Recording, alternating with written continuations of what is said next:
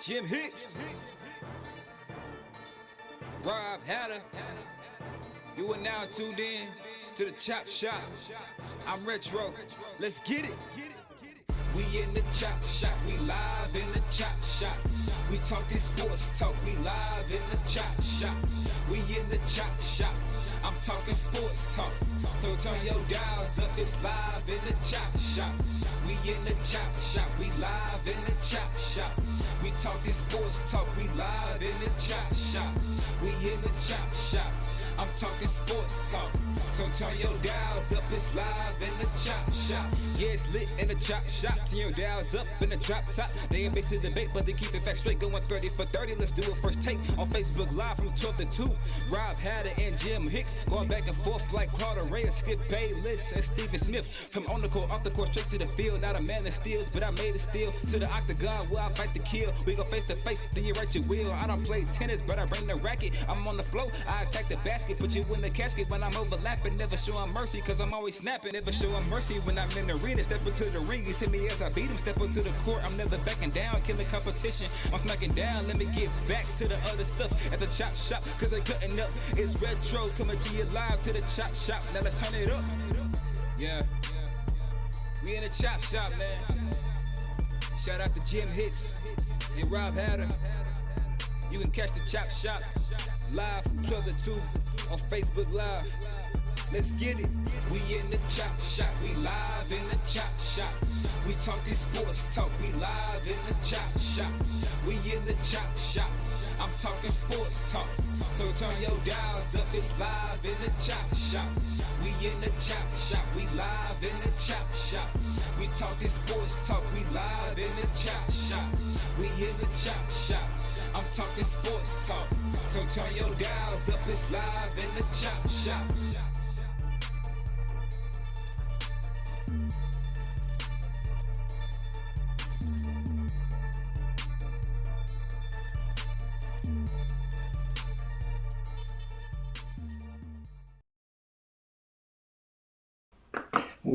Surprise, surprise, surprise. Welcome, guys, to the Chop Shop, your midday sports happy hour, the best 120 minutes of your day. Yours truly, Jim Hicks. On time, baby, are you? Shout out, but first we're going to give our starting five a round of applause. You guys were quick, how you call it, Twitter fingers, quick at the thumbs or whatever. Curran Roach, Darrell Anderson, Businessman, Joe Louis Jr., and Jessica Brooks. A lady found her way to make herself into the starting five. How was your weekends, guys? I hope everything went well with you guys. As you noticed, I had, a rare feat, fortunately, of having two funerals on the same day.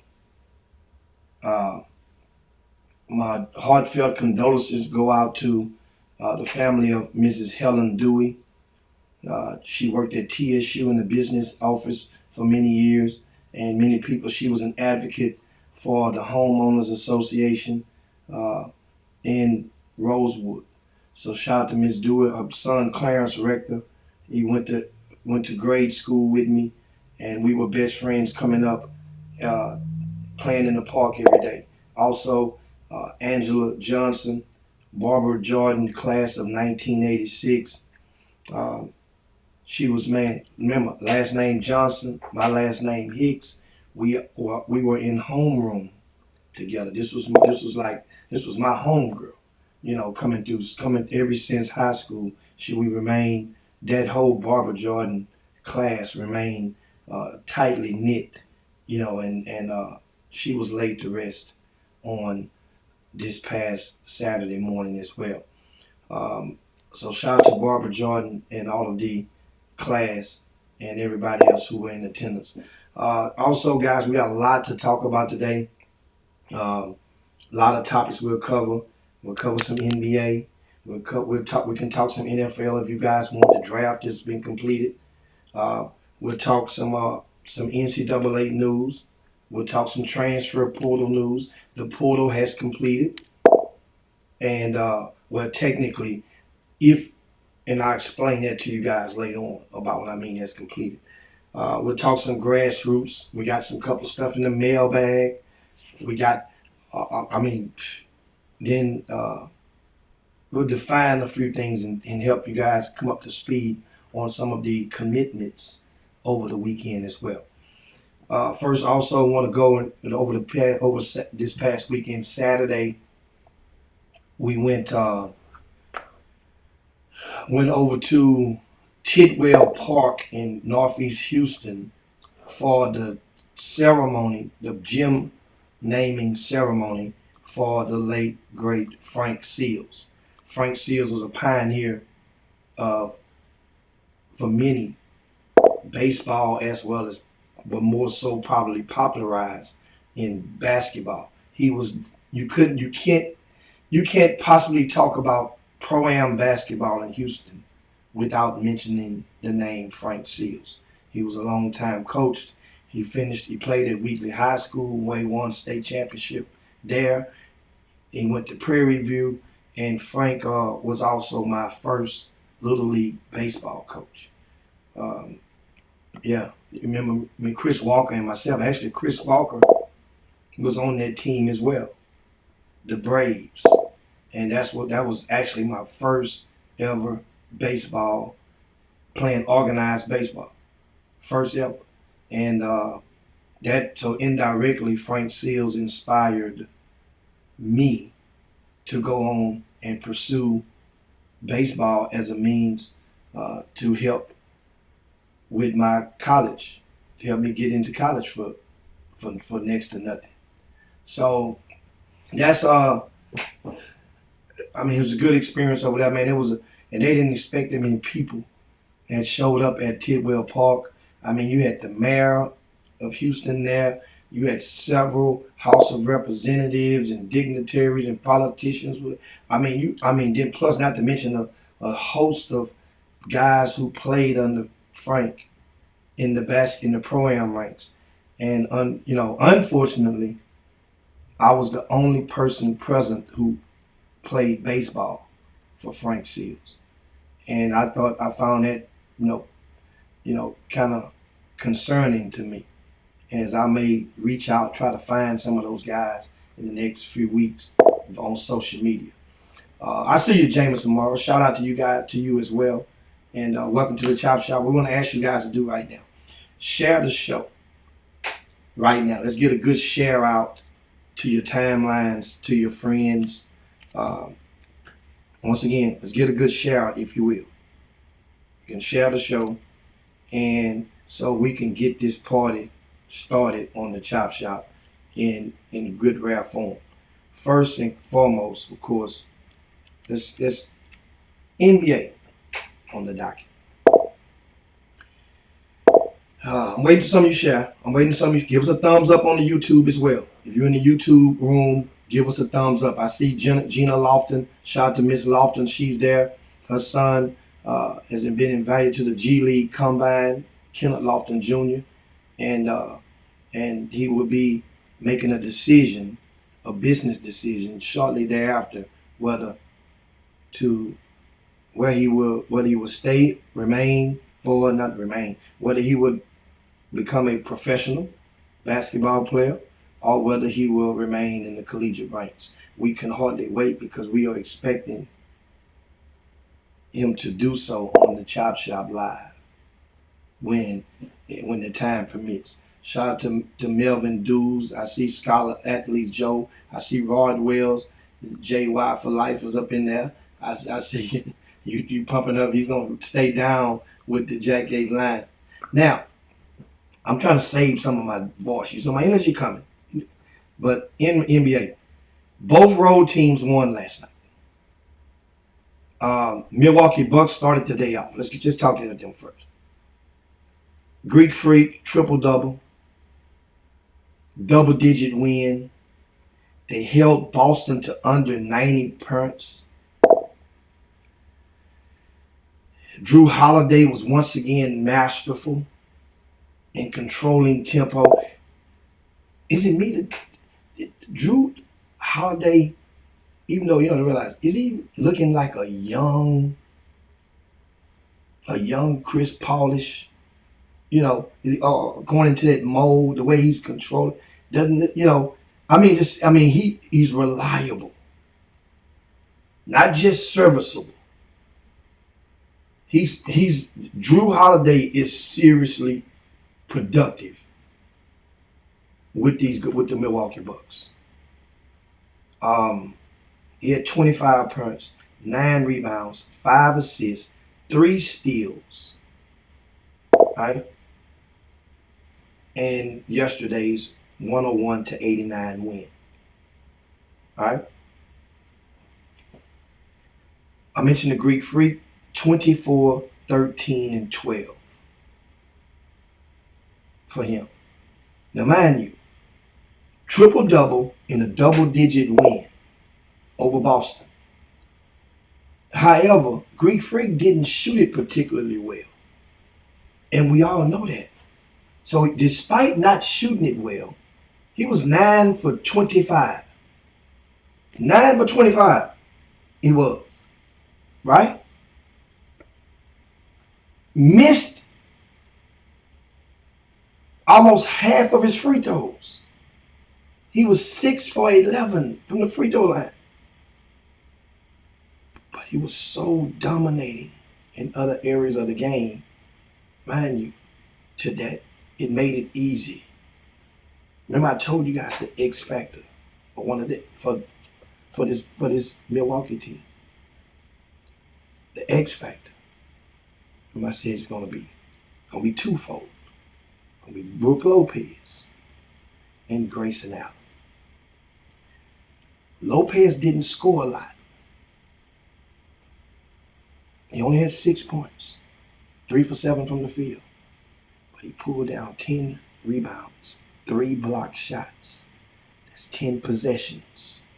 Grayson Allen, 11 points. He only took 8 shots. He hit half of those. He also hit half of his 3-point attempts.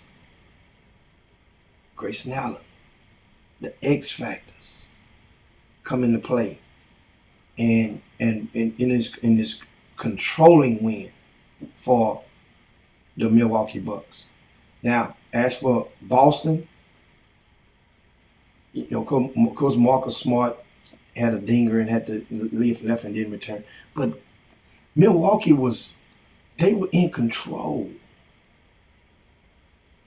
of this game. Robert Williams returned. He would be considered, he's a guy that would have to offset Lopez. Right?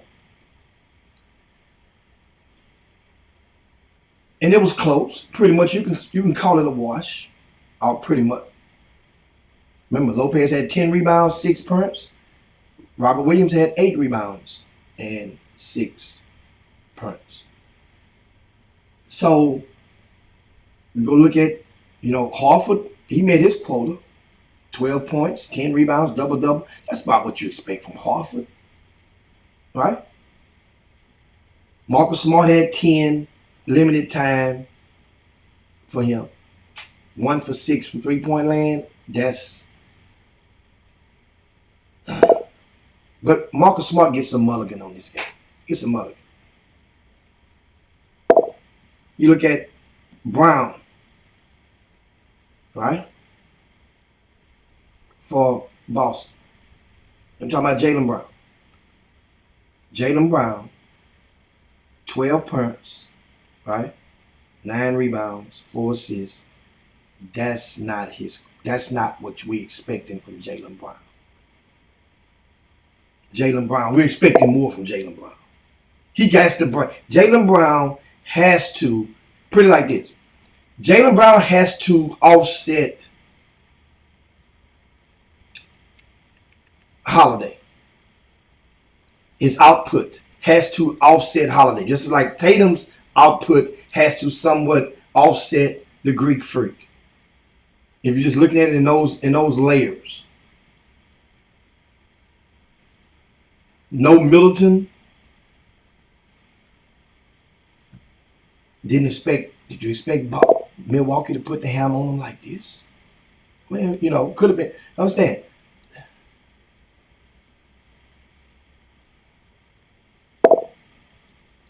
Game 2 of this series will tell us a lot. Because basically all Milwaukee did was is gain home court advantage. Which, thinking about it, you know, these are the defending champs.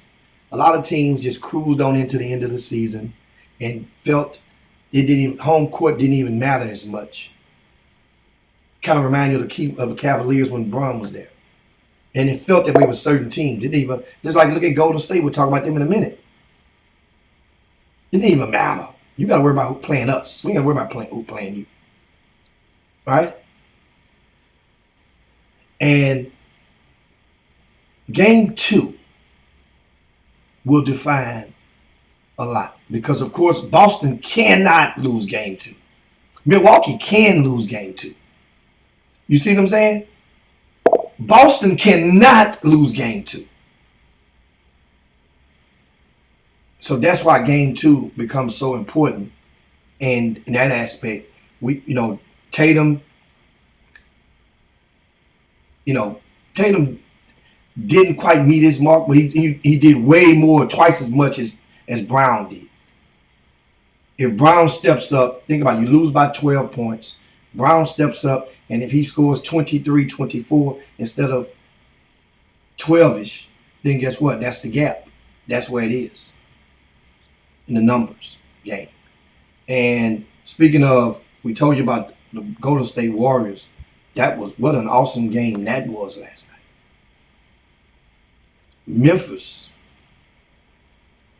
appeared to be on the way en route to winning this game. Guys, you realize that Memphis they led the NBA in points scored in the fourth quarter. They averaged 33 a game this season. The fourth quarter, that was their period. They were up by double digits, up by 10. Then all of a sudden, as Steph Curry, as the Warriors said in the post-game pressers, they have championship pedigree. And so a lot of people that don't subscribe to that theory or don't believe in that, guess what? This is what he means by it. When you've been there, done that, you closing games out that's very winnable is very important to the DNA of a championship team. And that's very, very important. In this team, of course, Draymond Green, we'll talk about that in a second. He was kicked out, ejected from the game with a flagrant 2 foul. Andrew Wiggins, he's that drink that just sneaks up on you. He's solid. He's reliable. And he meets his quota. And you don't even realize he's met his quota. You gotta realize, he averages 17 a game. Right? He averages 17 a game. I'm talking about Andrew Wiggins. Guess how many he had last night? 17. He met his quota. And a win. 8 rebounds for Wiggins. Steph Curry, 24 points, 8 for 20 from the field, 5 for 12 from three-point land. Klay Thompson came up big with the three-pointer, the go-ahead 3 that proved to be the winning margin. He didn't have a good shooting night, but he hit one when it counted most. Klay was 6 for 19. He had only 12 punts before hitting that late three-pointer in the closing seconds. Gary Payton II, he had the defensive task of being the primary, right, on Ja Morant. Ja Morant finished with 34. Gary Payton, he played well based on your expectations for him. But as he proved, there's no stopping Ja Morant. However, Gary Payton II and Klay Thompson both received a form of credit for being on the defensive end of a game-saving stop. He had beat Gary Payton. Jaron did. If you saw that last play, that beat him off the dribble, going to the left side, and his patented left-hand layup, whereas he scoops it with one hand in one motion, which saves a half of a step from doing a hop step or closing and coming back and bringing the ball back in. So he just goes and does that one-hand layup, but he was going so fast that his torque, his momentum, all right, didn't enable him to do proper English on that basketball as it ricocheted basically clean off the backboard as an airball layup. Great game. So now, once again, with Memphis, we'll see how they respond. We'll see how they respond this season. This next game.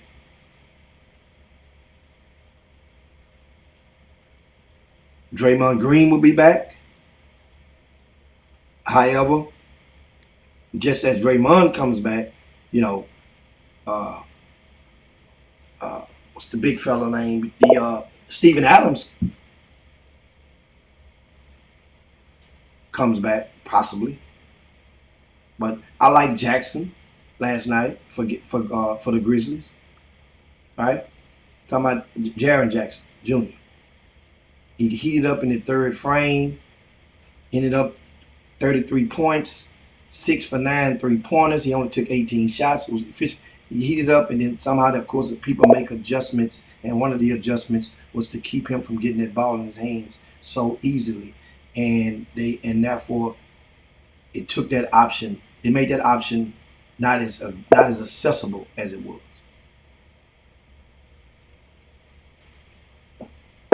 By the way, Ja Morant 34 and 10 in that win. Bang! Right? Did not meet his quota of what we have for this team to win. And Memphis has shown they could beat this Golden State team. I'm not sure they can beat them 4 times out of the next 6 games. That's the thing right now.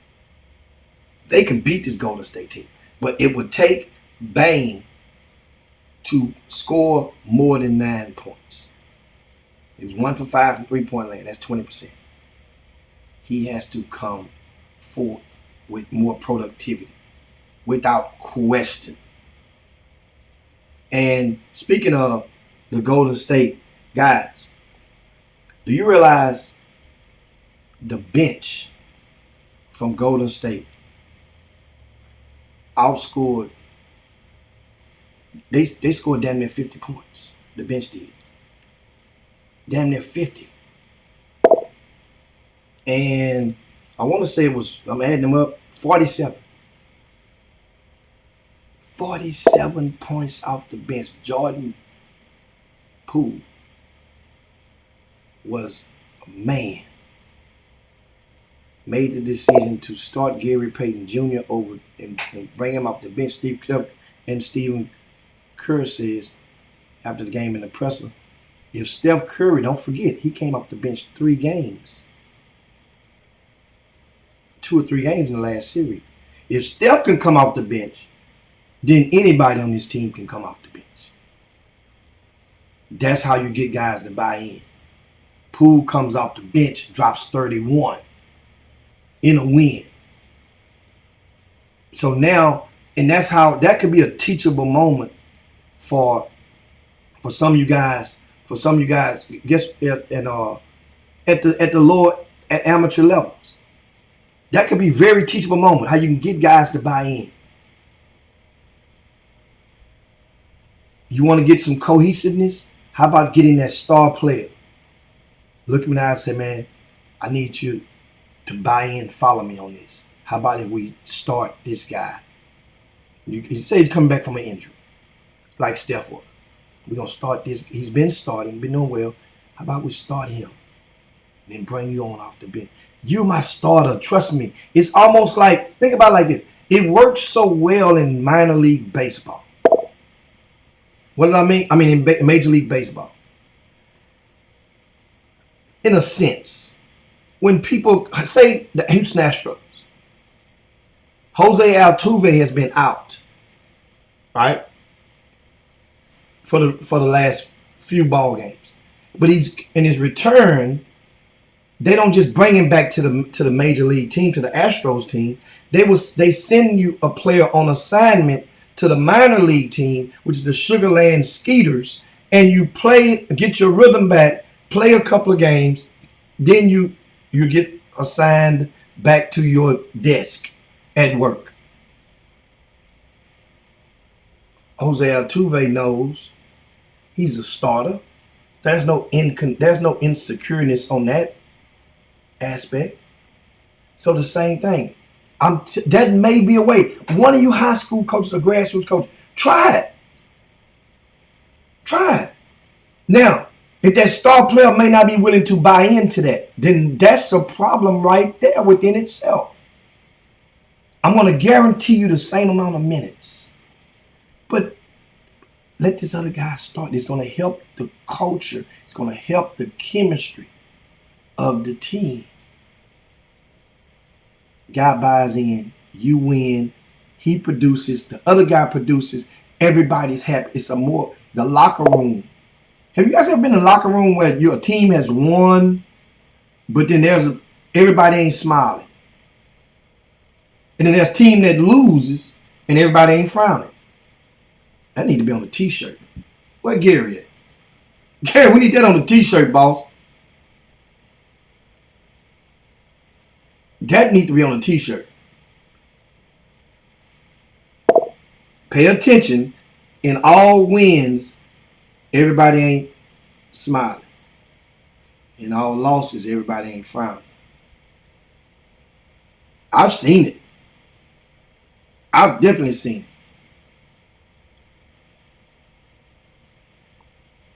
Shout out to T.R. Holmes, Alfio Veazey, Archie Young, Forever Young Films.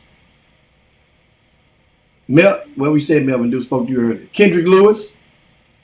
Guys, give us a thumbs up on the YouTube feed. Give us a thumbs up. And if you haven't shared the show yet, you're just tuning in, give us a share. Let's share the show and get this thing popping and get it rocking out there. Now, quick NFL talk. Which team, did your team meet their quota? Or do well in the draft, or as well as you expected them to do in the NFL draft? Once again, did your team do as well as you thought they would do? If you're from your Houston Texans followers, did the Texans do as well as you thought they would have done in the draft? The Texans got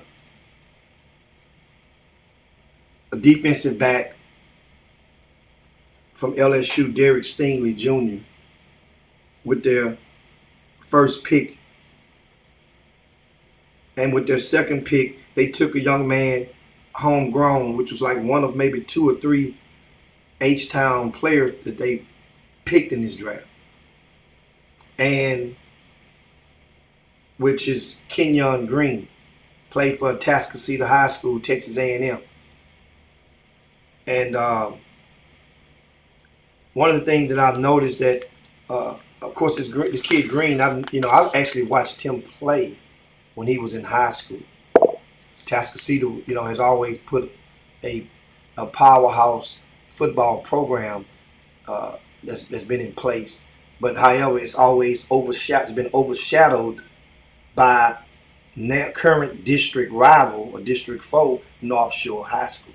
They're in the same district. They haven't always been. I don't think they were in the same district back when this young man was in high school. But we would have to go through in certain years each other. So when the Texans, when you get a hometown kid from a 6A school, the other young man they got is from Cy-Fair ISD. So those Cy-Fair ISD is like I want to say it's like the 4th largest school district in the state of Texas, possibly. You guys can look it up. I want to say it is.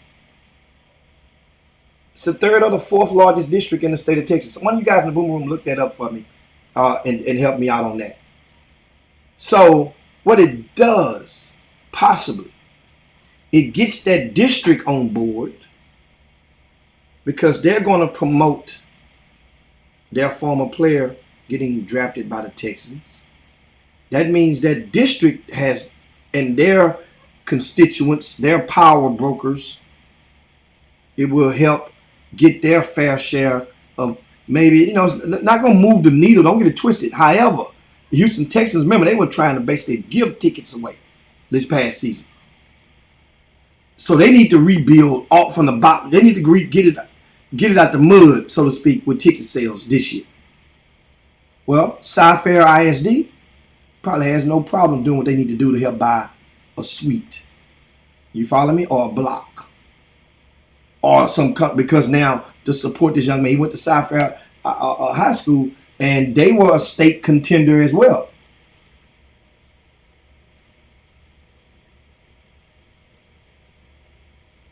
So, Humble ISD, from where the kid, Mr. Kenyon Green, is from, by Tascasita, ditto for Humble. They'll be more likely, more prone to get a suite or buy a block of tickets. I'm talking about people within the district to support this young man. From the same aspect of Humble ISD, indirectly or behind the shadows of people within Humble ISD had no problem becoming supporters of University of Houston basketball. Why? Because of Fabian White. They went to state with Fabian White, right? And he goes to U of H, becomes the all-time leading game player in the history of the program. But as some people with the Texans go, you were mad then, or you may be mad now. But to some people, Texans got a life sentence still because of the Vincent Young, as Jason Peters says, and we'll put that on the screen for you guys. He said, "I hate this to this day that the Houston Texans passed on the hometown player Vincent Young back in 2006."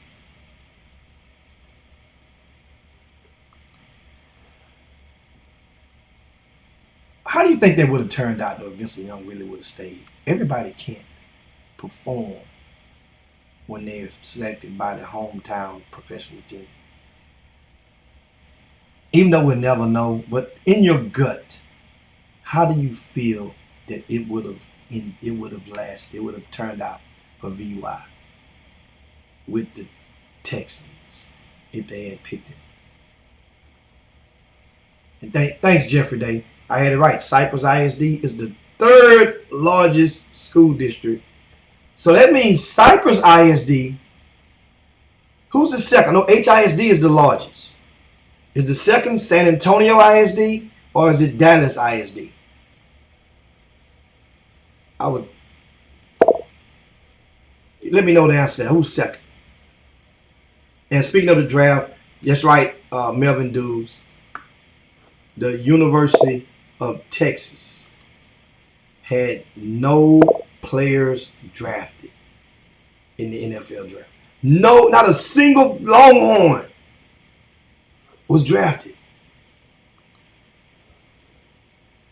But many of them signed some free agent deals, some mini camp deals. That's the equivalent of you not getting drafted in the NBA, but they invite you to a summer league. And you go and you get the gear, you make the announcement, you make everybody at church believe that you're playing with the team because you got invited to summer league. So you're going to get a check from them, but you haven't made it to the league. Sorry to tell you, that ain't the NBA. That's the NBA summer league. And many people will go, "Hey, I go Robert Hatter in the boom boom room, guys," and we're throwing up there, put his face over there for y'all. We throw him over on the wall over there. We throw Hatter on the wall over there, right? And shout out to what's going on, Michael Garcia. Guys, we're just tuning into the Chop Shop. Let's share the show, if you would. Share the show to your timelines, to your hoop groups. Give us a thumbs up and a share on social media as well. I'm going to do it right now myself and get it out there on Twitter for the Twitter sphere to check it out and rock with us. Now, we're talking about the NFL draft, and another thing that transpired after no players from the Southwestern Athletic Conference drafted. Jackson State had a linebacker picked in the 6th round. James Houston. He's going to the Detroit Lions. So you know what happens in the same sense? Which is all Detroit Lions has broke the mold of the glass ceiling that was psychologically present for whereas, NFL had been pretty much accused of being ignoring or under evaluating a lot of the talent. Was he the only player that's from an HBCU to be drafted, guys, in this year's draft?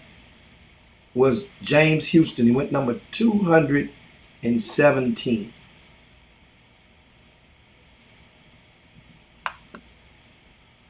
And was he the only one who was drafted in this past weekend? And while waiting on that answer to come through, Herb gives his take on the Vincent Young question. I think being at home would have been too much for VY to overcome. The love for him would have been overwhelming, though.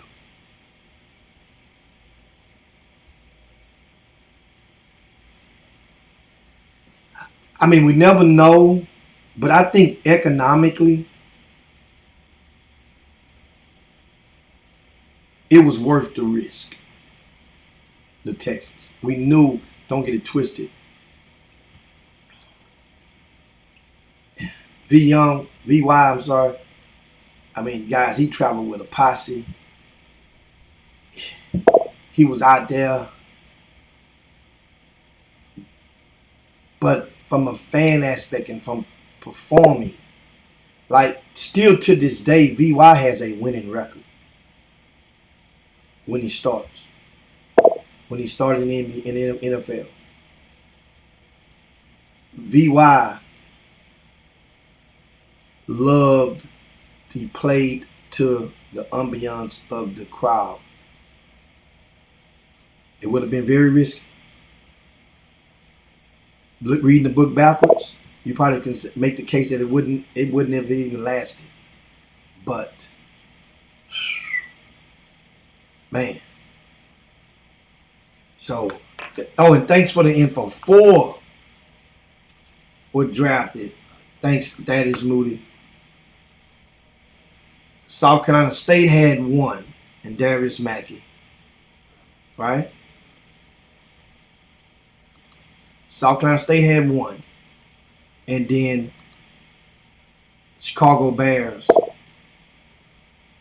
drafted a young man from Southern in the 7th round. Oh, and also Haller just posted all 4 of them in one message for you. Right? So that's an awesome start to this new beginning of the exposure that the HBCUs have received. Amen. Deion Sanders, if and when he ever chooses to get off the sidelines, because it's going to be way more difficult than his normal prowling down the sidelines because of the court now and his foot situation, which is, But if and when he chooses to no longer do so, coach, and if it's a bunch of double if then, and if and when Charles McClellan feels that his work as SWAC commissioner has been done, and he's going on to I guess to better, to greener pastures, to so to speak, to support his family. That next commissioner, Deion Sanders, should be his gig. Should be an open and shut case.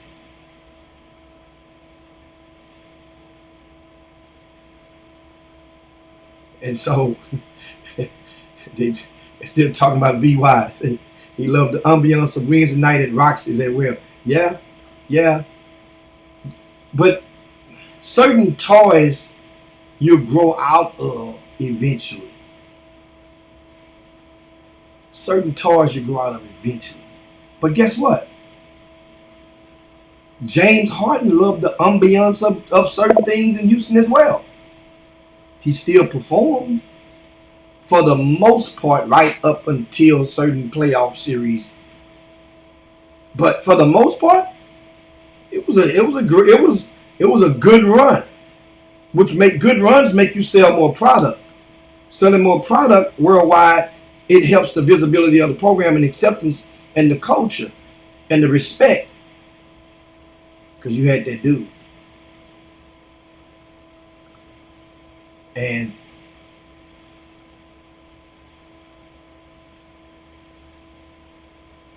yeah, thanks a bunch, Rodwell's in the outfield. And that is longtime head coach McGowan passed away from known at Yates High School way back in the days of the Johnny Baileys and such. But now we have it on that part. Now we can go and shift gears. And don't forget, guys, they have we got a couple of things on the docket that's still left. And while we're doing so, I'm pulling this stuff up. We're gonna get you guys to share the show, if you will, to your timelines, to your hoop groups. And as we shift into the transfer portal news. I'm not sure if you're aware, but over the weekend, the number of players, former Greater Houston High School players, who put their names into the transfer portal, that number increased to 50 over the weekend. Once again, just the Greater Houston players at the Division I level increased to 50 over the weekend. And 51 this morning because Trevor Moore, who used to play at Wheatley High School, went to Cincinnati, then to Morgan State, where he only averaged about 7 points a game in Morgan State over the last 2 seasons. He's on the move, and it's all likelihood probably going to be coming closer to home, maybe. Who knows? Trevor Moore went to prep school. Somebody convinced him to go to prep, which it helped him out because Cincinnati was right there waiting on him. So it worked out for him. But now he's on the move again. But back 50 players, guys. 50 just from Greater Houston.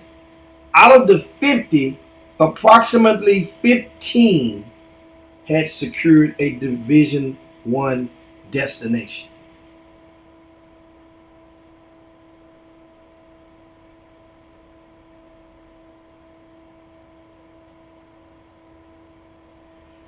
Man, Only 15 out of 51 has their destination as Division One. So that's approximately 35 players. And understand, that's meat with fat on it. What I call meat with fat on, that includes walk-ons. Some of these guys don't have a chance in hell in that portal that of going to another Division One because they were walk-on where they were at. And a college coach would say, well, if you couldn't buy into the concept of being a walk-on where you were, then why the hell would I bring you over here to be a walk-on at this school? So, however, most walk-ons were all district, possibly all region, and most walk-ons go to, especially most of the black ones. I'm gonna say it. That I've come across, many, they have different viewpoints or different receividism of the walk-on as a lot of the white kids. Here's what I mean. No, I'm gonna let you share the show right now. I understand right now. This is one of those moments where you say, "Oh hell, we knew Jimmy was coming. Here he comes." Let me sip some of this water. While you get your share on. Let's share the show.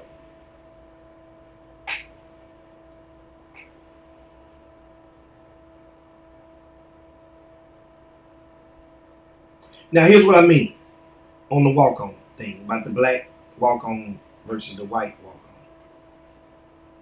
In many cases, the black walk-on are led to believe you were good enough, everybody was sleeping on you. However, economically, we're gonna pay for you to get in, and you'll get that scholarship next year. They don't give you a shot. You good. You're good enough. You're gonna prove it to coach in practice. Little be known to the person who influenced the kid with that ideology, that the walk-on in practice is basically, think about it. You have a starting five, you have a second string. Then you have 5 more guys, that's the scout team. You see? So you're the guy that they define amongst the 5 that you stand on the court with a different, and your purpose is basically you're acting as the opposing player, and your job in practice is basically you walking in doing demonstrations. Your opportunity is few and far in between. However, there's a walk-on or 2 or maybe 5 that on the averages, that nationwide, that could hit lotto and end up playing. Few and far in between, but it's possible. But that's not, the odds are not in your favor. So for you to be, first of all, go into college thinking that that's the normal, that's the route, instead of just letting that kid and talking to that young man, hey, yo, look, man, do you understand that you're going to, first of all, not only are you going to you're riding the bench for the first time in your life, but you're not going to play for the first time in your life. That's a double negative. Are you able to handle that? Yeah. Okay, so meanwhile, while you're handling that, are you willing to still get up at 5:30, 5 o'clock every morning for individuals? Then you got tutorials. You got to make your class obligations. Make your homework obligations. Do the fair share of studying. Come to shoot arounds. Go to your weight training, to your strength and conditioning coach, and still be above average in your energy level towards all of the above. If the answer is I don't know to any of those, all of the above, it's a wreck waiting to happen as a walk-on for that particular young man or young lady. You can rest assured. And that's the thing that a lot of those conversations, based on my intel from just talking to people and talking to those who have, some of the people that have walked on to schools when they years after, and I've formed my theories based on those conversations. A lot of guys that are black that went to colleges as walk-ons are not led to believe that they have a role. Their role is to be the good help, primarily, initially.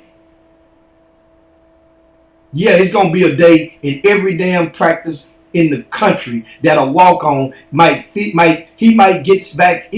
back into his old high school mode when he made first team all district, or when he made all region, or in some cases may have made all state. He may get in that zone in that game where he scored 35 against so and so, that was a career high. He may get into that zone in practice one day. And the way he embraces, like, yeah, that was refreshing. That was cool. But let that black kid get in that zone and practice and walk on. They gonna tell daddy, mama, and they gonna come and say, well, man, you see my kid just tore your kid up in practice. I already had, in the scrimmage game, man, my boy need to be playing. Why he ain't playing, coach? The whole stuff start to change.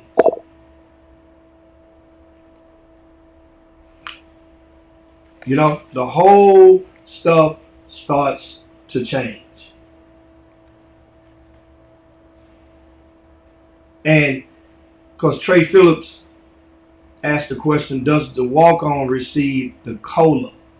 So guys, once again, you learn stuff on the chapter. COLA basically means the cost of living adjustments.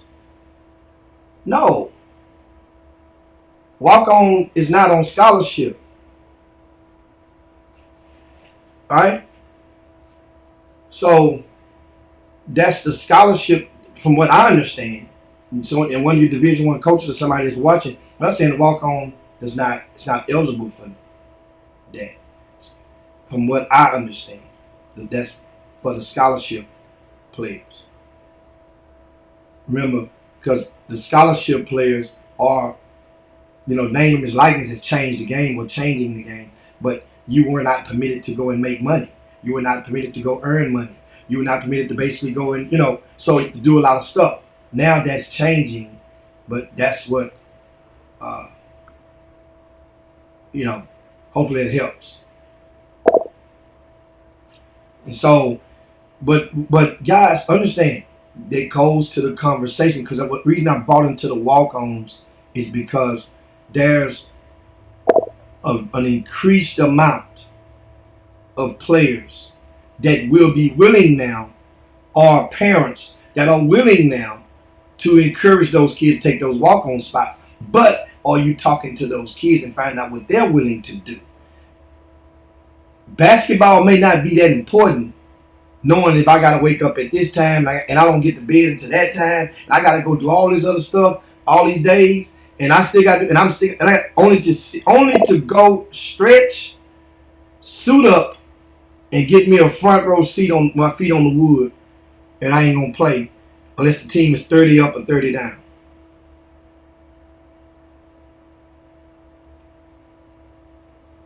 But a lot of the white kids that are walk-ons, they are more prone, have been more prone to buy into the concept, because whoever influencing them, the reasoning behind, the understanding behind primarily why you the walk-on. Let me get this, this straight.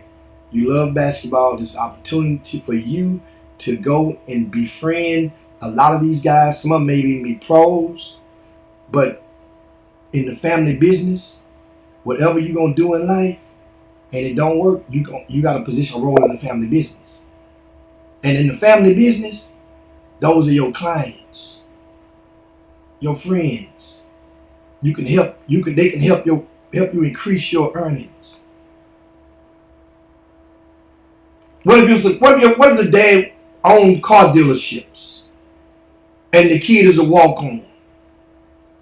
That dad gets it. That dad already envisioned my son is gonna have a desk. He'll be my general manager at the other location. And when he comes, well, everybody on that team is gonna need a new car. You see how they think? That's the psyche. So that means now, if you quit, then you're quitting on the family business.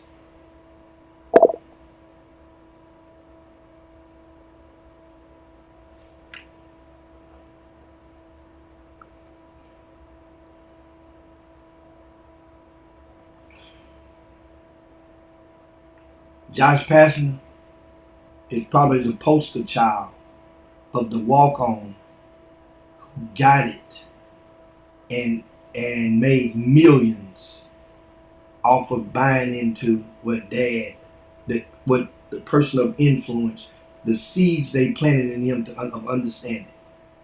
Boy, you ain't gonna play a minute at Arizona. Now listen here, what you can do. You can either do two things. We got the family business over here, or you can become an agent. You can become an advisor. You can become something and stay close because there's a guy coming in there that you know. University of Texas, Alfio, and your Longhorns out there. Back when TJ Ford was in school, there was a kid on the bench that was a walk-on. I can't think of his name, but he ended up getting into the representation business or the financial sector, and I can't think his name. The little white kid was a walk-on, and if you know what I'm talking about, and it ended up working. He ended up getting clients. There was another guy who played for UT shortly thereafter. He ended up becoming a real estate agent. Didn't play a whole lot. Real estate, and guess who's most of the people came and within that University of Texas program while Rick Barnes was there. And most of the coaches who they hired when they changed college coaches. Boys, men or women, guess who the real estate agent you would be referred to? Former player. Guys gets it. Guys gets it. So that's Adam.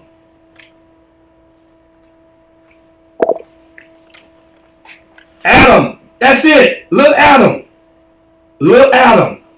And Adam is the guy's name who I was talking about, the little kid, the white kid who was a walk-on at University of Texas. The ideology, and it's nothing, for that reason alone is why walk-ons has a different taste in the mouth of a lot of black folk versus white folk. It's almost a privilege. It's a great thing. They ain't got no problem being able to go, hey, let's say he walking on over there. Man, yeah, he knows all those guys. I have them over to the house all the time. They come over to the ranch, all the players, and it goes like that. Black folk, know what we say? We want to make people believe that our son is on scholarship and that he's, it's time coming and coach just messing over his playing time.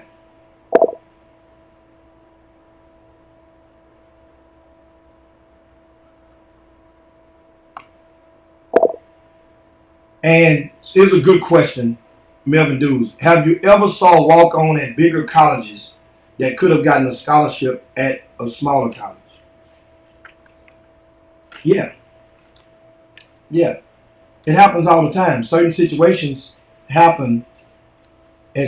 transpired to where as a school at the time can meet their quota and a kid could be in state.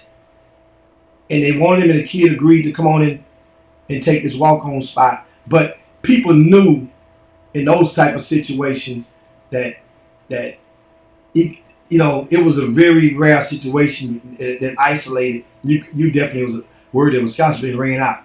So you're gonna pay your own way this first go round, but it'll come back because business doing business as in the family business, they can get other alumni to support the family business, and you can get it back depending on how good the player is. But yeah, it's happened before. It's happened. And then there's others who are willing to pay that to be a walk-on because as opposed to going to a smaller level school because they feel that's beneath, that's not part of the family plan, or they can afford to do so. If that's the better answer for you. Yeah. You're right, Kenyon. Adams, they had owned a lot of dealerships in Texas, and you see how it goes. And that's normally how this stuff. Let me see. I want to say I'm echoing. And we're trying to find out. I didn't know. I had been echoing. How long has this echo been taking place, guys? So what I do is, let's see. We're going to take a quick break and see if I can do something to stop, to help with this echo. Just hold tight. You guys share the show with me.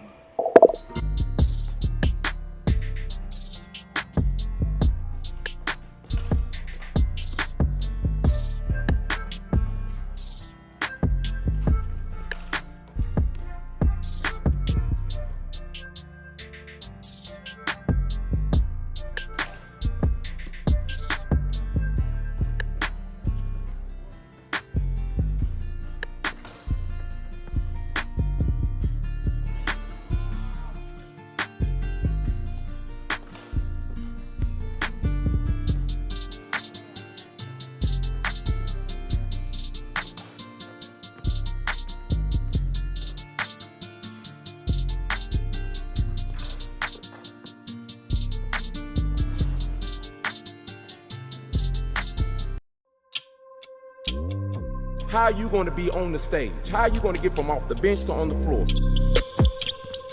If you love basketball, you got to be passionate about what you do. You can't just play just to play.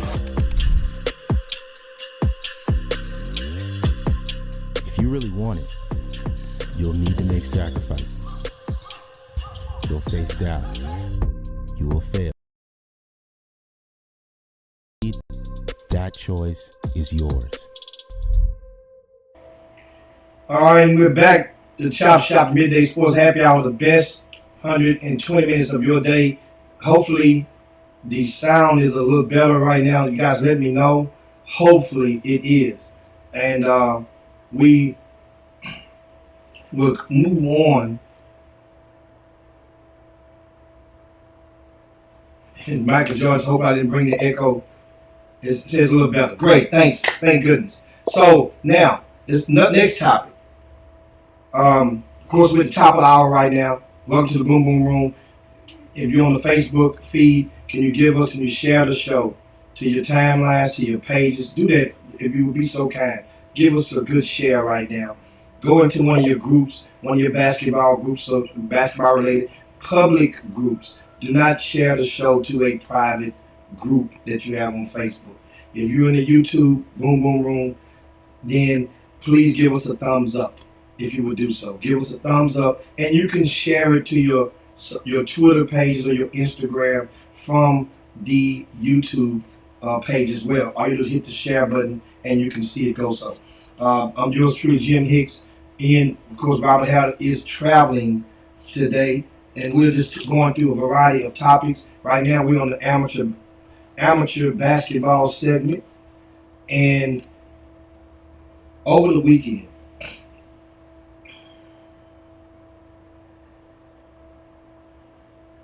there was a situation, an incident in Westford, Massachusetts, at a facility called the Millworks, whereas there were multiple youth basketball games taking place at the time. Can't see it on the camera, but allegedly a parent pulled a gun out on another parent. Two men. A dad pulls a gun out on another dad. A parent, allegedly. And allegedly, at least one of the witnesses is claiming that one dad went to pull the trigger, but the gun jammed. In the gym while the kids are playing.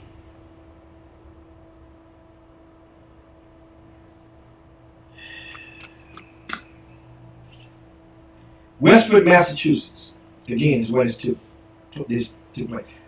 Now, there are video footage circulating out on social media, you guys, but the video doesn't show what's being claimed took place. But you can surely see the seconds that lead up to it, as well as the seconds afterwards when everybody takes off running in the gym in an effort to vacate.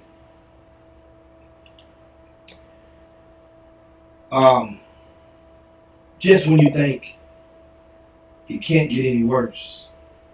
Just a week ago, there was a video circulating, went viral, at a youth baseball game,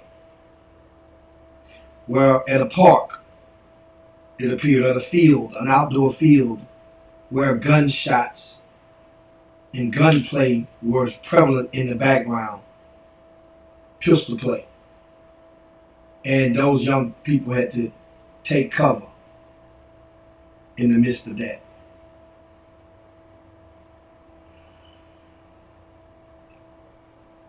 Guys,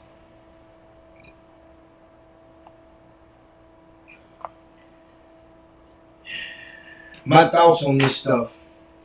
First, it's funny as hell because here's how the blame game goes. There's one finger point and say, you see, this AAU, that's what they call it on social media. See, this AAU stuff, see how it's just getting totally out of hand. But they've been saying that. There's another finger point.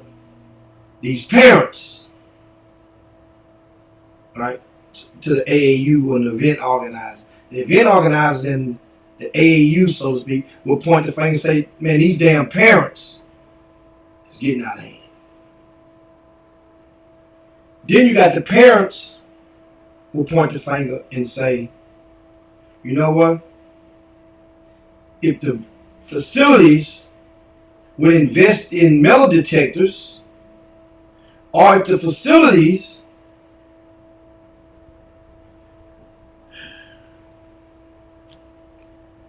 you guys see where I'm going.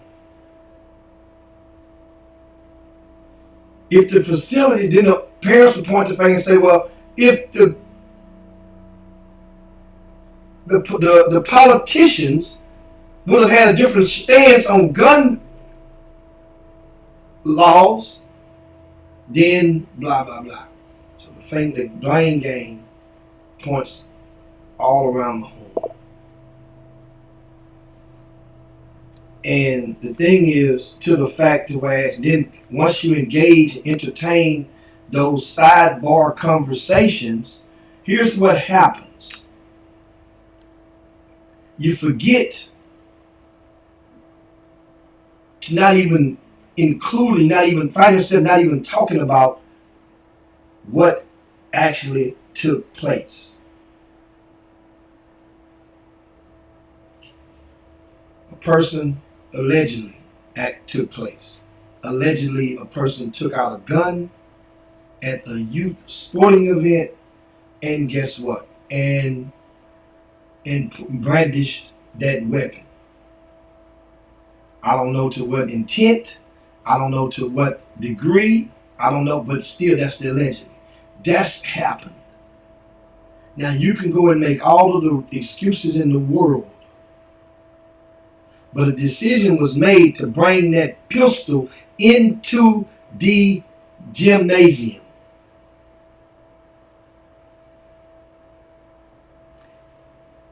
In case you haven't heard, guys, the gymnasium, these are supposed to be refuges.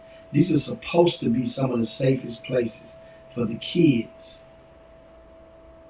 Remember, one of the elements why grassroots coaches, one of the common elements that you hear when you, especially those of you who deal with at-risk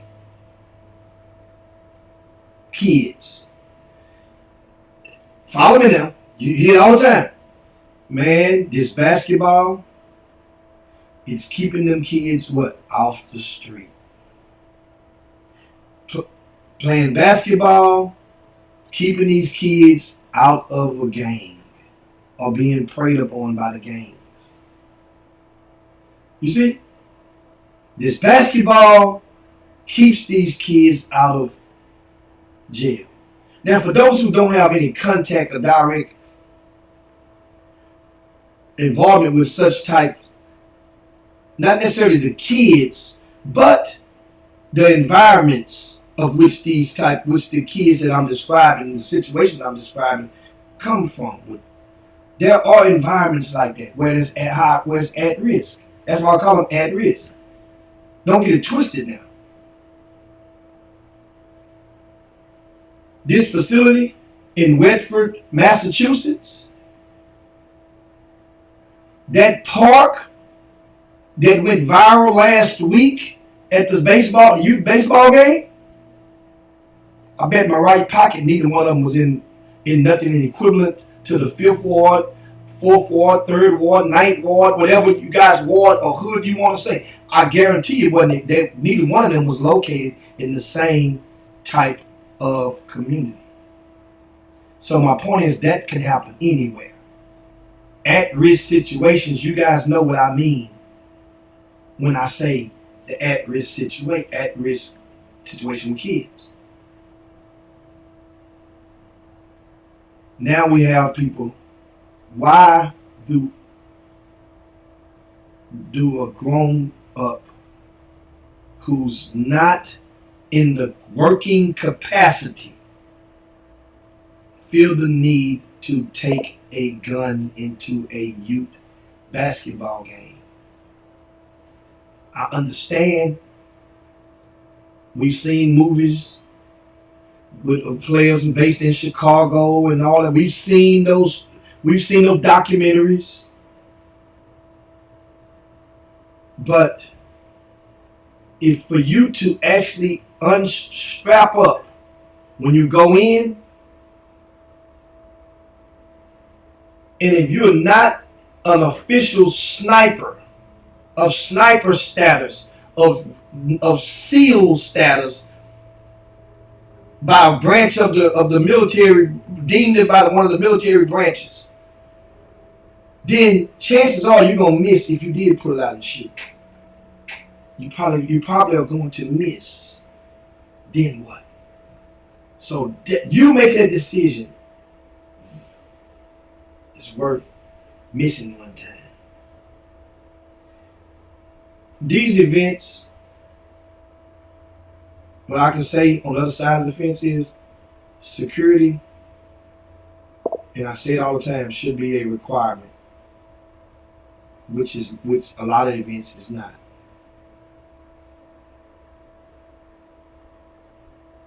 The facility owners or the facility operators should be adamant with a checks and balances system, which I can give and applaud. One in Houston, the gym, which has been operating for almost 2 decades. Well, the gym, what they did was they took it up on them and said enough is enough. The gym went and they're in charge of scheduling the police officers now. So they have a deal with Harris County Sheriff Deputy, and they assign based on how many courts you got. So that means now they're not going to take your word anymore. They know they have a Harris County Sheriff Deputy if you're going to the gym. It's just that simple. And you know what's going to happen? If somebody want to use that place, they know they need security anyway. You try to get some securities are lower than, mind you, the guys that you see just with police on the vest or security on the vest, they are cheaper than the Harris County Sheriff deputies or the Houston Police Department. Yes, they are cheaper. As event operators, we have to do a better job of making sure that those guys possess the required certification that's needed for them to be in that capacity. That's the thing. And on the event operator standpoint, that's on us. The facility owner standpoint, it's on them. They can do what the gym is doing. Every facility out there can go and get a police officer. If you go and you deal with Yates High School, they have their own officers that has patrolled their campus, that knows the lay of their land. You have to hire them first. And you can hire whoever else you want to, but they're going to have those uniformed, certified officers at Yates High School. Ditto for Booker T. Washington High School. See, that's what, and know what they do? Because of influence and encouragement from people like myself and others, they realize that's the right thing to do. That's the right thing to do. If you're talking about safety and you want it done right, well, get your people and see if they want to come work. Now, in many cases, some schools will get one of theirs, and you have to patch one of yours with one of theirs.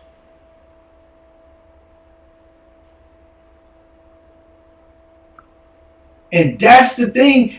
And so now that trickles down. Teams, grassroots coaches, parents. See how this thing, how this trickle down effect goes.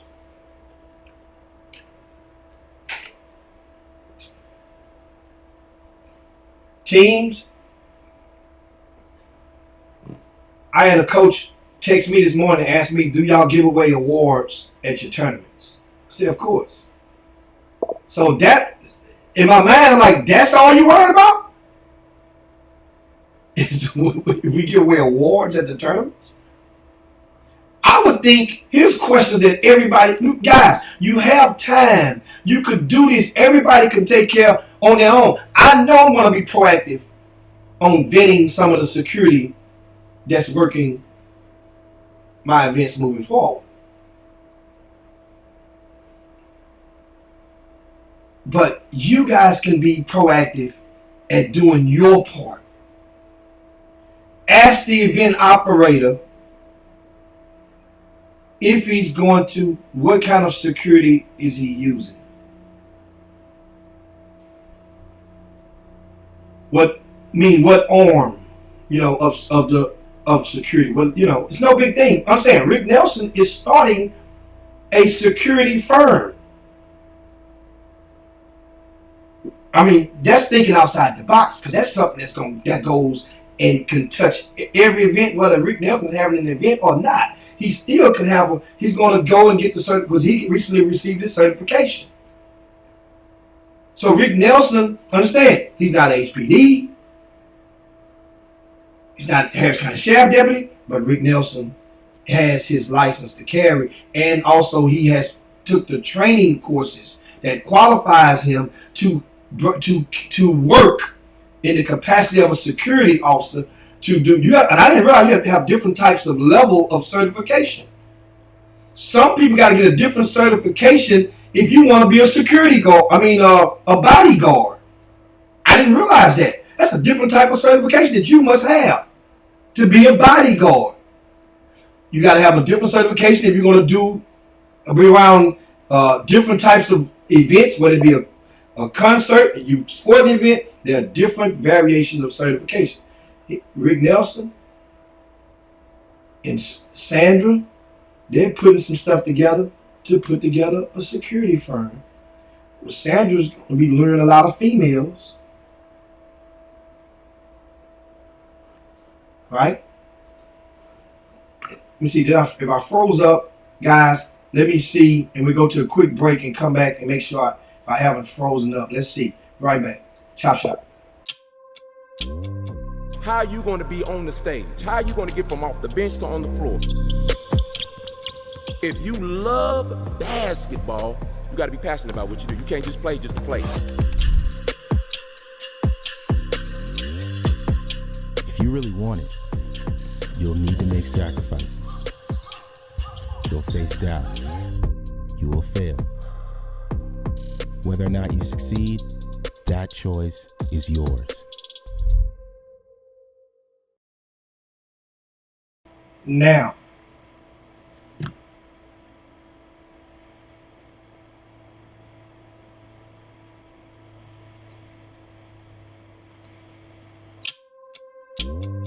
How are you going to be on the stage? How are you going to get from off the bench to on the floor?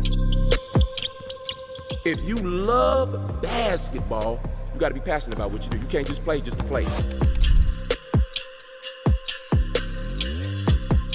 If you really want it, you'll need to make sacrifices. You'll face doubt. Whether or not you succeed, that choice is yours.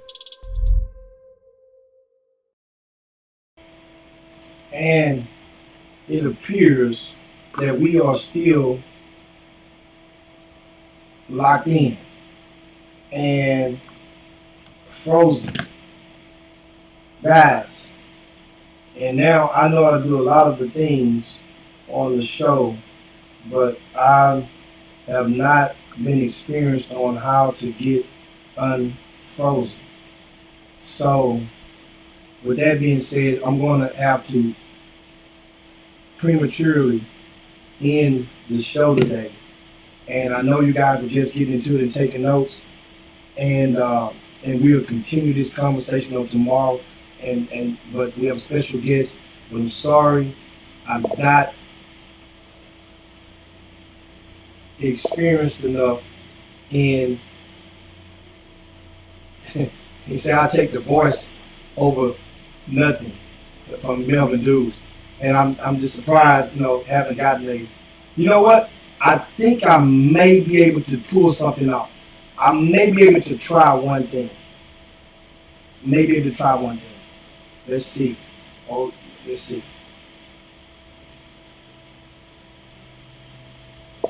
One second. Maybe able to.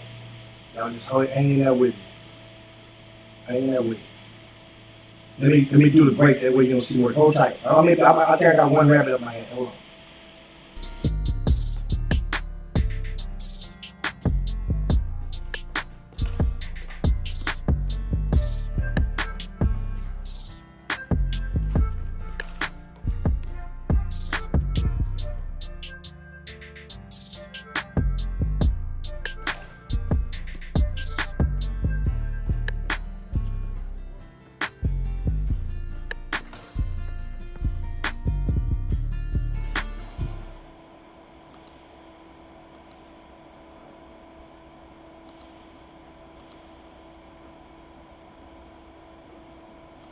Now,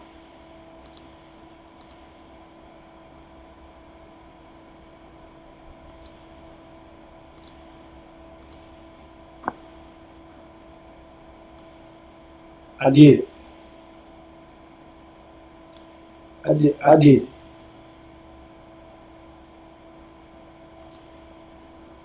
And you guys, I pulled a rabbit out of my hat on that.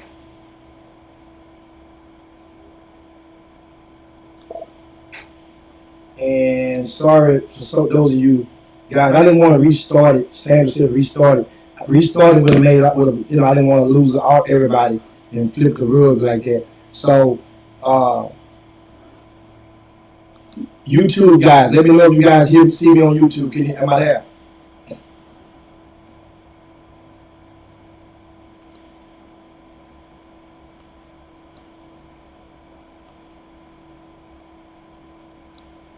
And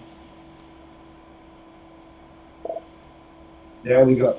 Now, what I was talking about, guys, sorry about that. And got a chance to, you got problems and solutions in life. So that was a good solution. I learned that on the fly. Now, thank you guys for being patient. We were talking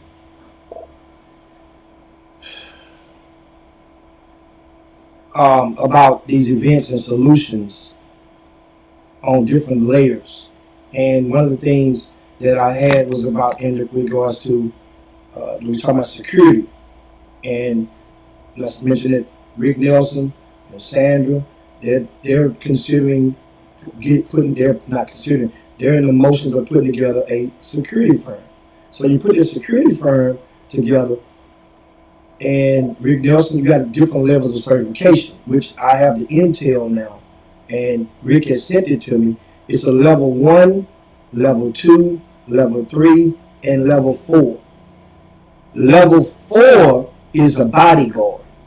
Remember, anybody can't be a bodyguard. I thought, hell, you be a bodyguard if you're just big and play ball in college. Football, that is. And you look the part. No, you got to have trainings. And then you start thinking about that Whitney Houston movie with Kevin Costner, the bodyguard. Remember, you had certain type of training and pedigree to become that bodyguard. Level 3 and level 4 is armed. That means you get a level 3 security certification, you can carry that firearm in all events, in all capacities. Level 4 as well. But level 1 and level 2, You that guy that can wear a security shirt, but if you look closely, ain't no weapon. They don't even have a damn billy club on the side of them sometimes. They might got a can of mace. You get a can of mace. They give you a can of mace and a neon shirt. That's what they give you. And of course, level 4 must take a psychological exam to become a level 4. So you got to do some studying. Not just studying, but they're going to pick your brains. So I didn't know this about security.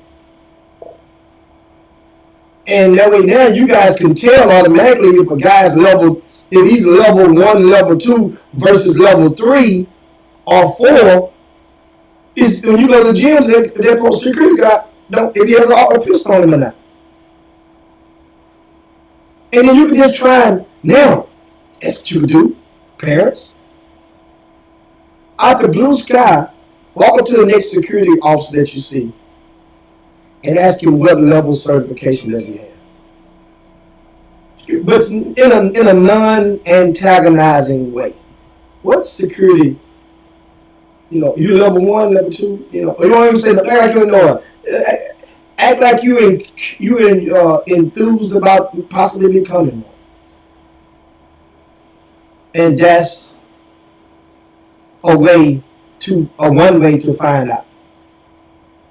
But if Rick Nelson and Sandra can do this in Houston, then Stacey Houston, you can get one of these started in DFW. That way now, here's what they can do. A lot of people that you see providing the police or the security at certain events, after a while, they get to know those coaches or those parents that require attention. And if you have a person that's not aware of the lay of the land, then their fuse could be shorter, their tolerance level could be lower, and that could result in your event being disrupted because somebody has to go and stop it to take somebody to jail when it could have been simple as escorting them out of the building or going and look at them and having a talk with them and diffusing the situation with some preventive maintenance, so to speak.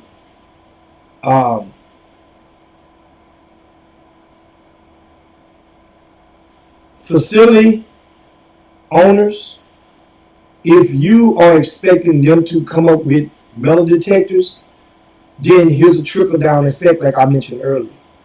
That means they're going to pass that cost along to the leasers or the gym renters, the event operators. That cost will be passed on If it's now, instead of it being $60 an hour, it may be $65 an hour or $67 an hour. Instead of being 70, it's going to be $80 an hour. Well, that's another. If it's 8 hours in a day, that's another $80 to $100. That cost will be passed along. So now that event operator has to pay that extra cost because a metal detector is there. Who's going to man the metal detector? That means that's another cost that's for a staffer. Either the facility owner has to provide that person or the event operator has to provide that person. It's another cost. So now, the owner passes that cost to the event operator. What do you think the event operator is going to do? What do you think he's going to do? So they're going to pass the cost on to you, to the consumer. Who's the consumer? The grassroots team directors and or the parent, the spectators.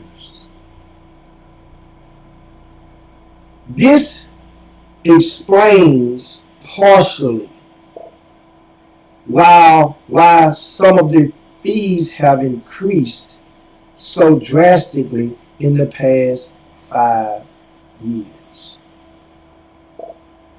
To get into youth sporting events, remember there was once upon a time when all tournaments were $150, then it went to $200. If you played in a live event, it was $250 on the average. I'm talking about down in Texas. That was a time within the past 10 years or so. Then the numbers went up to $300. Well, during that time, gyms costed, courts costed. I'm giving you guys a game so you got to understand it, because not many other people with platforms will be so willing to let you peek behind the curtain. The courts back then costed on the average range of $25 to $40 a court per hour. The average range now per court is about the lowest that you will find a court anywhere is $50. The highest is about $75 per hour. And the facility operators have gotten smarter to protect themselves. They put on, just like rental cars do, and all that stuff. You go rent a car from Turo, they got a delivery fee. So now you got the miscellaneous fees that you don't know what the hell it encompasses, but you got a cleanup fee, you got some other fees at certain facilities that you rent. You see? So those fees are is passed on to the spectator. So that explains when you used to be able to get into grassroots events, it used to be able to get in for $7, then it went to $10, then $12, which some still is at the 12. The lowest you're going to find now, it used to be from 5 to 10. Now it's 10 to 20 per day to get into the events. The cost has been passed along. And that's generally the inflationary state. The same thing has applied to when you go to the grocery store and when you're buying everything from lettuce to bread to cucumbers to onions to meat to potato chips. It was just a couple of years ago you can get 2 bags for $3. 2 bags for $2.50. Lay's or Ruffles. Big bags. Inflationary status.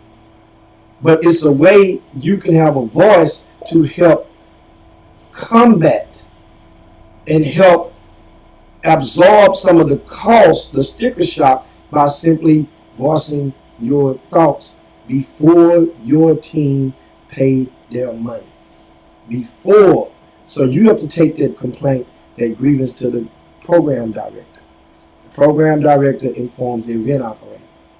And then a business decision is made. It's just that simple. What's the worst thing that's going to happen? So a person says, no, I can't do it. Closed mouth can't get fed.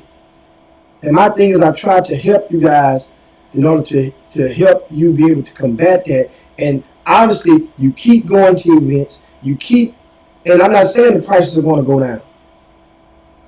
But at least you have tried to attempt to push back as a consumer. Let's put it like this. For you homeowners out there, a lot of our homes out there and our properties out there have increased in value in the past 3 years. In some cases, damn near doubled. Know what that does? That increases your taxes. Whenever that happens, they send you a letter in the mail. They mean the city, for whatever city you live in, and that letter will ask you, do you want to, if you want to appeal what this property was appraised at, then guess what? You can fill this out and appeal it. That's simply a form of checks and balances. Guess what? Now they've gotten so cold, attorneys now are starting to get on the ball. They start to contact people and let them know. We know your property values has increased because the property value has gone up. If you have the right to appeal.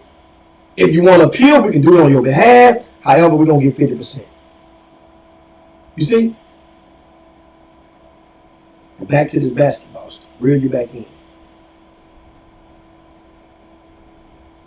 If you're not willing to fight for yourselves as consumers, then how do you expect a person like me to even care any further or fight for you if you ain't willing to fight yourself? You can fight. Not saying you're going to win the fight, but you can still fight. And the parent, I got a better one for you. How about becoming that parent that calls the coach, say, Coach, I got an idea. Them fees is high at the door. And I know it's first of the month. Can you check this out? Do you mind asking him if he can give you an extra armband since you playing in all his events? And know that coach. What coach in his right mind would not even if he don't do it, wouldn't even tell you, okay, I see what I can do, I'll try. That's the worst thing that can happen. Coach, I know we got 5 teams playing. We ain't got but 4 coaches, 2 of them coaching the same damn team. Coach, put me down as a coach.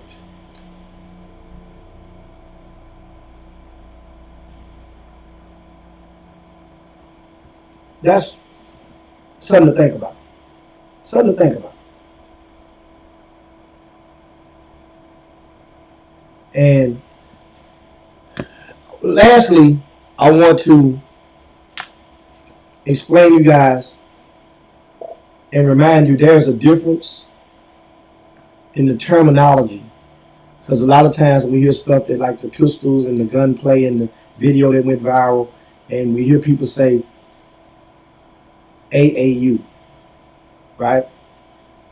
And when we hear people say AAU, we know it's the description of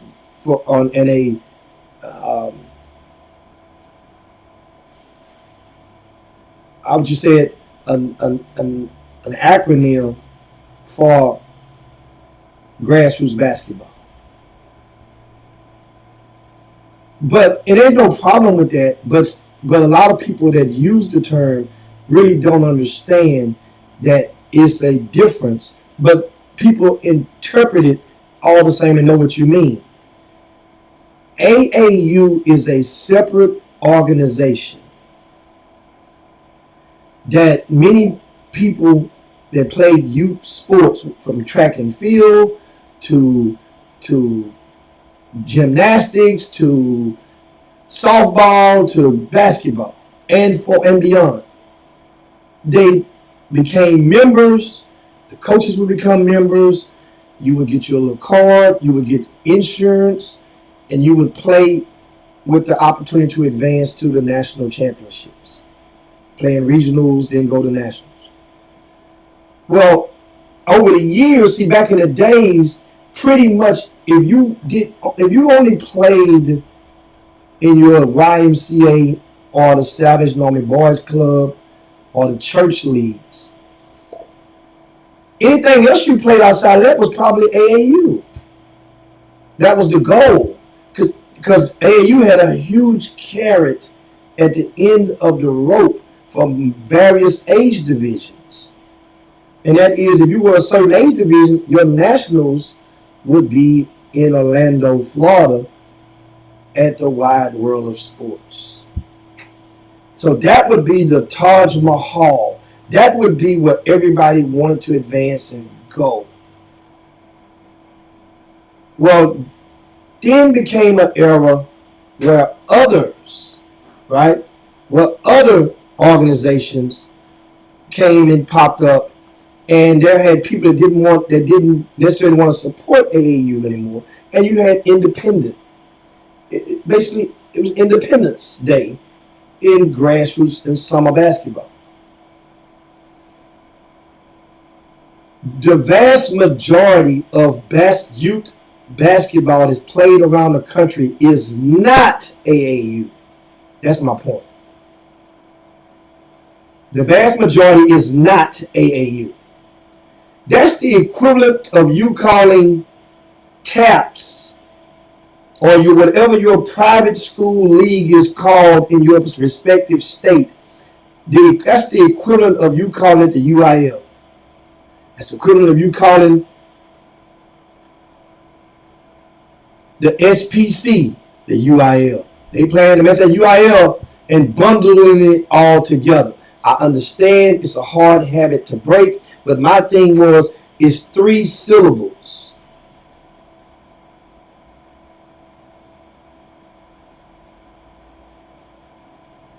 If you say grassroots hoops, that's 3 syllables. If you say summer hoops or summer basketball, it's 4 syllables.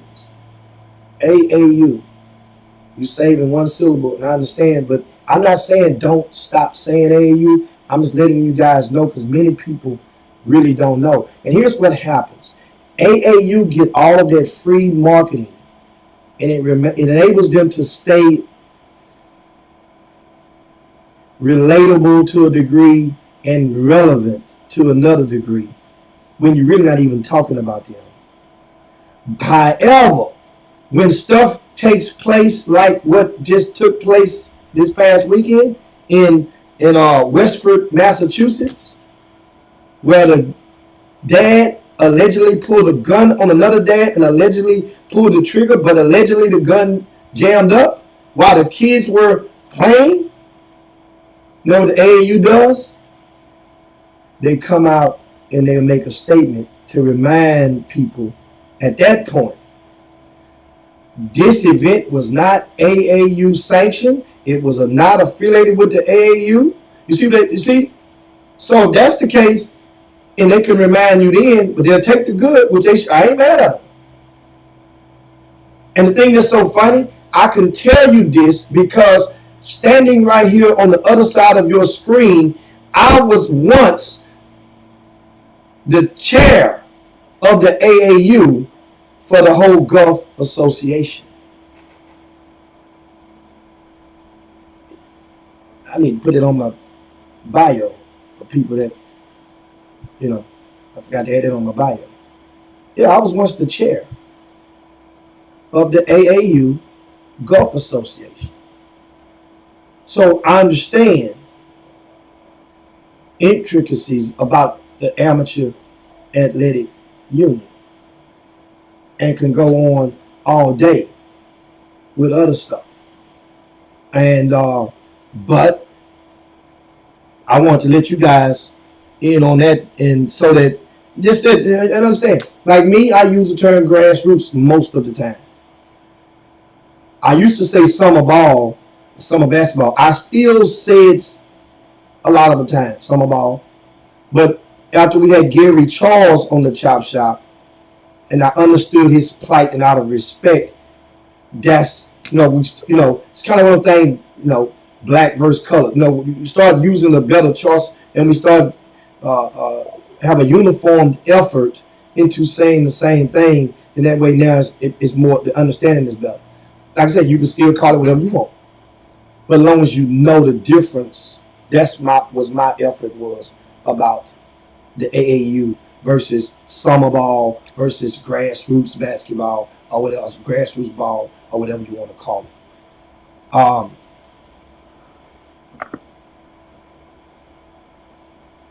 We got. I'm looking over at in the boom boom room, and GAD says, "I'm done with summer basketball, man. I had 7-man roster, had 3 players quit. Parents said it was too tough to play with 7 at the 15 and under, and got mad because I wouldn't add players. Shake my head, I quit." Well, why would you have only 7? Now my question is, are you paying for those? Are you sponsoring that team economically, GAD, or are they, everybody chipping in and paying their own way? If that's the case, then 7 is going to put you at a disadvantage. That means everybody must show up and everybody must be healthy, or you're going to be at a disadvantage. 8, I would say minimum. 9 is a cool number because 9 gives you the leeway if you ever meet another person that may help you. You may have an unknown relative that may call and say you haven't seen since the last family reunion. He done grown 8 inches, and his mom wanted to get away from the community and come stay the summer with you, and you realize he's 6'8". That way you maintain space for the whatever at that aspect, right?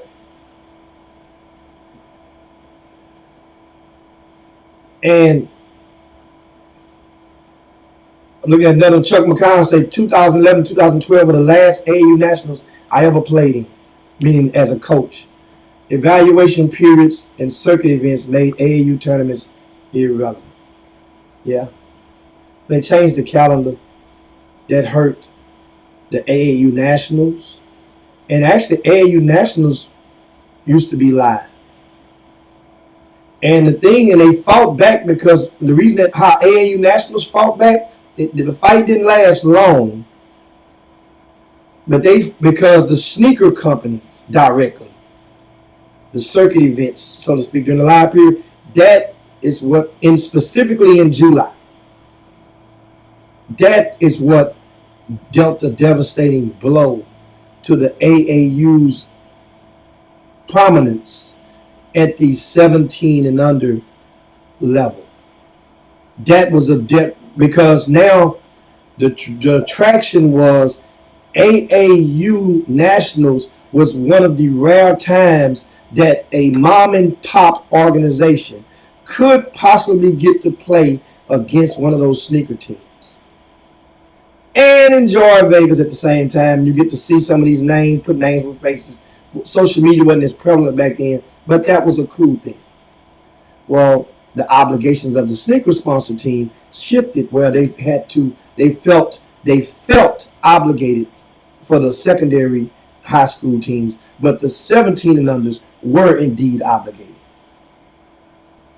And then came the way they shifted through Peace Jam for Nike, EYBL, the 16s and the 15s, if you qualified, you were indeed obligated.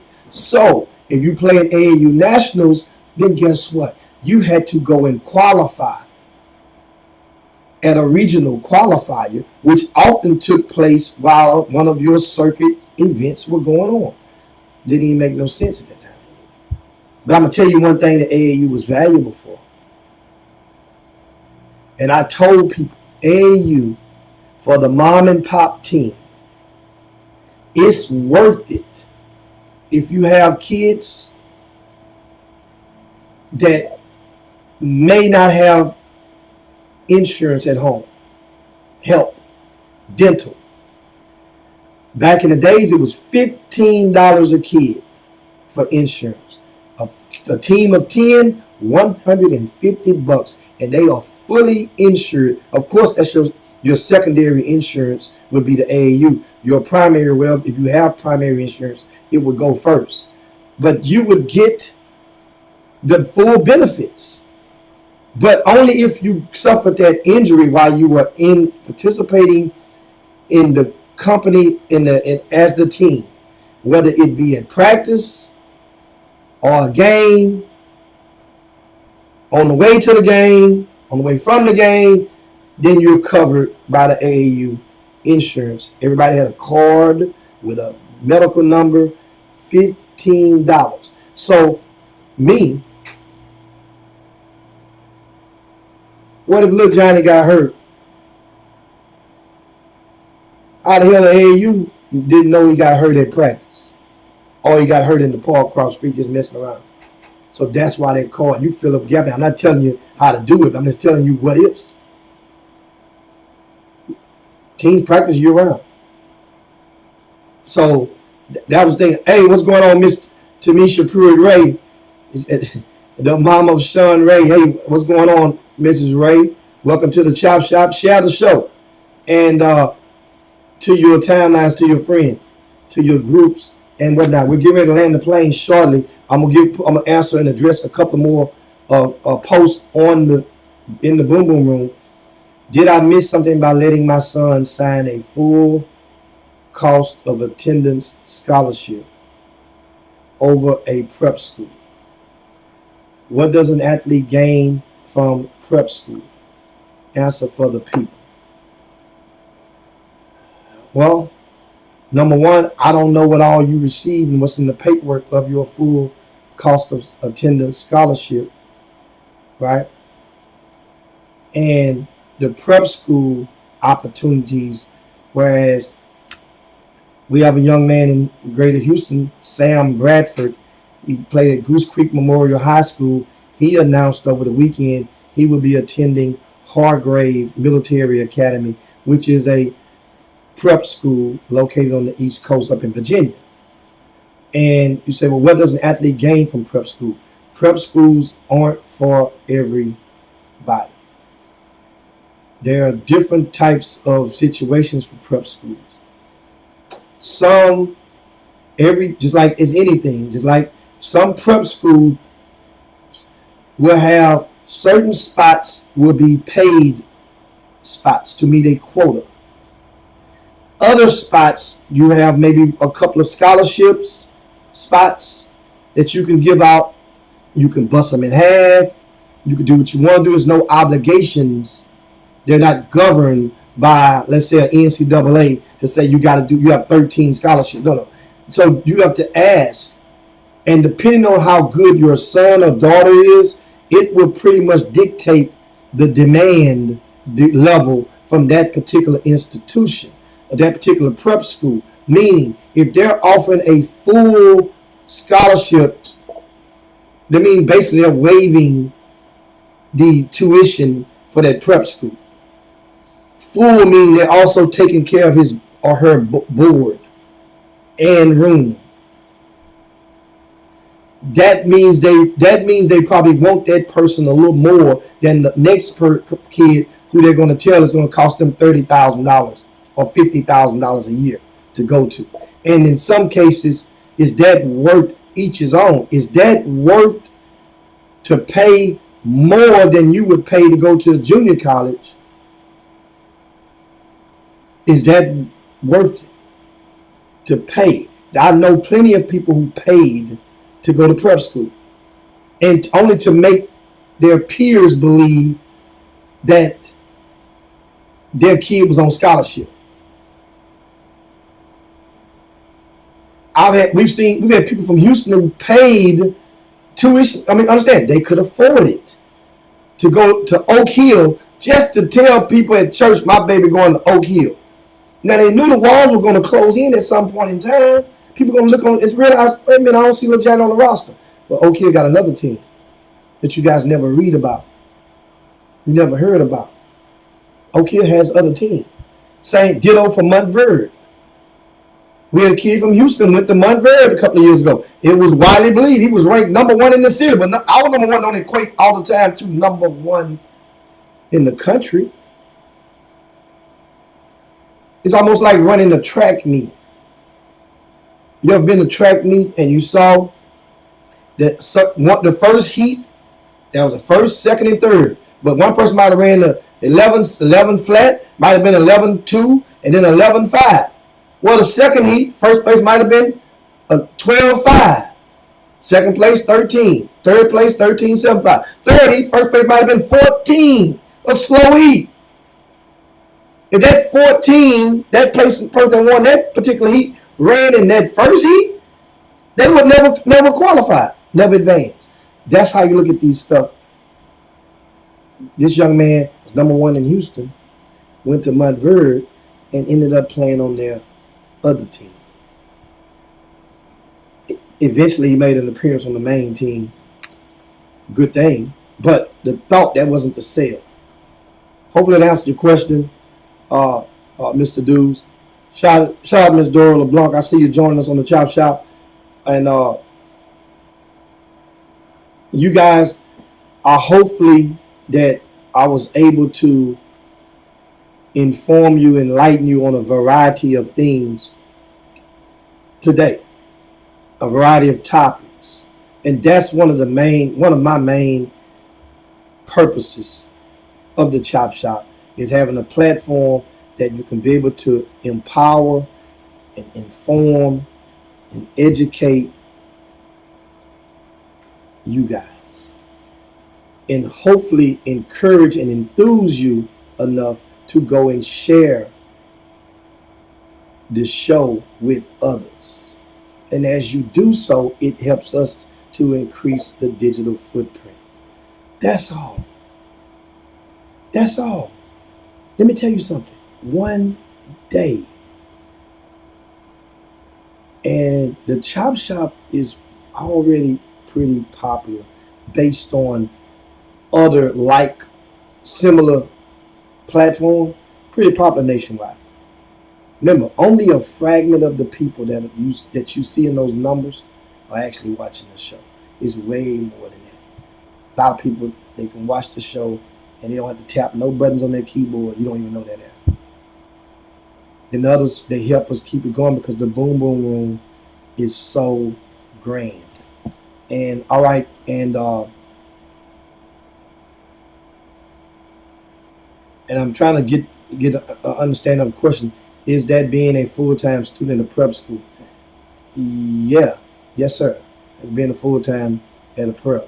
That's what. And also another question is kids decommitting this late in the game from D1s. The transfer portal, I mentioned you guys, and we'll talk more on that tomorrow. I didn't get really into it today, but the number just from Greater Houston is currently over 50 players from Division I college men's basketball programs who entered into the portal. The number is 51 exactly as of this morning. May the 1st was the cutoff date. So I'm educating you. One last thing before we go. One last thing. May the 1st was the cutoff date for you to get into the portal and still be eligible to play this season, this fall. You follow me? So people can still get into the portal now, but they will not be eligible to play this season at a Division I school. Montavious Murphy was the poster child for that particular rule. He got into the transfer portal last year one day after the deadline. And thus he had to sit out and could not go anywhere. He had multiple offers on the table. This kid started at Kansas State as a freshman. I'll say it again. He started at Kansas State as a freshman, what, 2 years ago? 2 or 3? 3 years ago? 3 years ago. And now so this portal, and he loses that year. So hopefully that answers the question in regard to understanding how that works. We'll talk more about the portal tomorrow. We got a lot of stuff about the portal. We'll give you a lot of updates on where some guys are going, where some guys are rumored to be committing to, what's the play on certain situations, and also we have a few other commitments to name as well. We want to give a shout out also to Taylor, the young Taylor Nunez up in San Antonio at Wagner High School. She set a regional record despite being in the 9th grade at the regional UIL track meet for are they 6A now? 5A. San Antonio Wagner. I think they're 6A. Yeah, they're 6A. That's the highest classification in the state. And this 9th grader ran an 11.31 in the 100 meters, which is a regional record in the 9th grade. She will now advance to state, representing her school and her district. Shout out to young Taylor Nunez. You keep on keeping on, girl. That's a good job, well done. And Darcy says 5A, so it's 5A. And but let's on that, guys. It's time to get on down here and slide down Dino's back and yabba dabba do this thing for this Monday. How you like the chop shop, man? It was solo. Been a long time. I did hit it out the park. We had a couple of difficulties. I bounced that thing back, re-energized it, changed, unfrozen the feed and whatnot. But anyway, we got it done, and I'm glad you guys remained and stayed here with me throughout the ordeal. Don't forget, we have the Elite 36 Youth Basketball Tournament. It's going to be taking place May the 13th through the 15th at headquartered at Yates High School. May the 13th through the 15th. That's the Elite 36 Youth Basketball Tournament. Showcase. And this thing is going to be solid. It's another JRB events.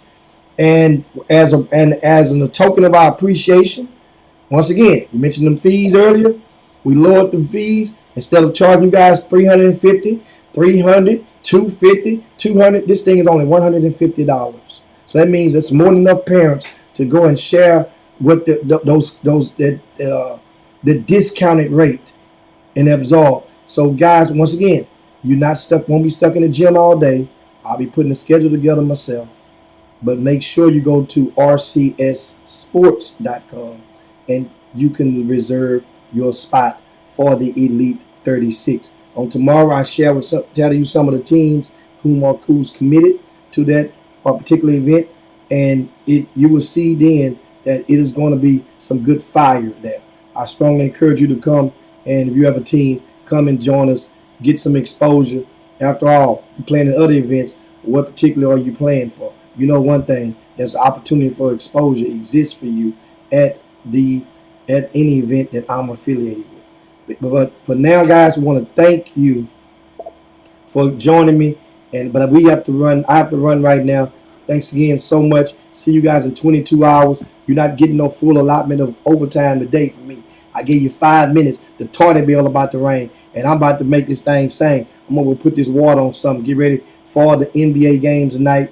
Of course, it's going to be a doubleheader on the TNT network. We'll talk about that on tomorrow and a lot more. But thanks so much, guys. Peace. It's Jim Hicks from RCS Sports with the Chop Shop. See you guys later.